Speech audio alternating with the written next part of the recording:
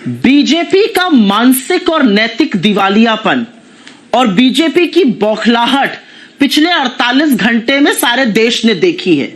ये जो बनावटी आक्रोश बीजेपी के चरण चुंबक, बीजेपी के लोग, ट्रोल आर्मी लगा रही है, यह बीजेपी का नैतिक दिवालियापन दिखाता है। राहुल गांधी नेता प्रतिपक्ष हैं और असलियत यह है कि उनके बयानों को काट छाट के चलाने की बड़ी गंदी लत है बीजेपी की, और उस बीमारी से उबर नहीं पा रहे हैं, क्योंकि उस बीमारी के जनक और झूठ बोलने के जनक खुद नरेंद्र मोदी जी हैं। यह मेरा पहला वक्तव्य और अब आपके मैं काम की बात करती हूं। यहां पर हमने कुछ वाक्य सुने, कुछ वक्तव्य सुने। नेता प्रतिपक्ष ने पूरा बयान दिया कि इस देश में सबको आजादी होनी चाहिए, अपनी पोशाक की, अपनी भाषा की, अपनी संस्कृति की। इसमें बीजेपी ने एक सिरा काटा और वो चलाने लगे।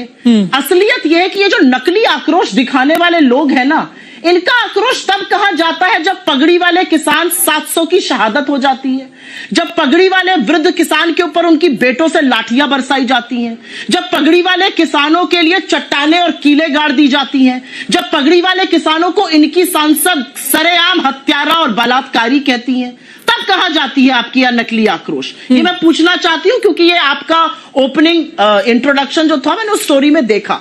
आपने एक सांसद का जिक्र किया, वो अमेरिका की एक चुनी हुई सांसद है, एक डेलीगेशन का हिस्सा थी। कोई छुपकर उनसे या 1-on-1 मीटिंग तो नहीं कर रहे थे। कोई नरेंद्र मोदी की तरह बिना किसी को बताए नवाज शरीफ के पास पाकिस्तान तो नहीं चले गए थे बिरयानी खाने, उनकी माताजी के पैर छूने। कोई आईएसआई को बिना किसी को बताए पठानकोट तो नहीं इनवाइट कर लिया था। कोई सैफुल्लाह फारूक जैसे दुर्दांत आतंकवादी को टिकट तो नहीं दिया था। कोई तालिब हुसैन शाह जो लश्कर का मेंबर था, उसको जम्मू में अपना मोर्चे का अध्यक्ष नहीं बनाया था। कोई तारिक अहमद मीर हिजबुल के आदमी को अपने मंच पे नहीं चढ़ाया था। कोई आसिया अंद्राबी जो पाकिस्तान का समर्थन करती थी, उसको बेटी बचाओ बेटी पढ़ाओ के नारे के लिए नहीं लाए थे, जैसा बीजेपी करती है।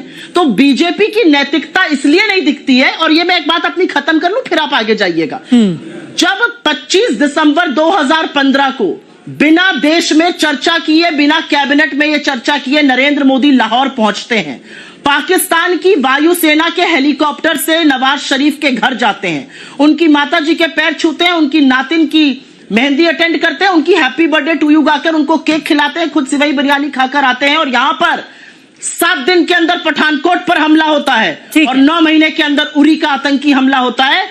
तो बोलना नहीं चाहिए नरेंद्र मोदी और बीजेपी को, ये आपकी असलियत है। बताइए देश को आप क्यों गए थे, आपकी क्या बात हुई और क्यों आतंक समाप्त नहीं हुआ।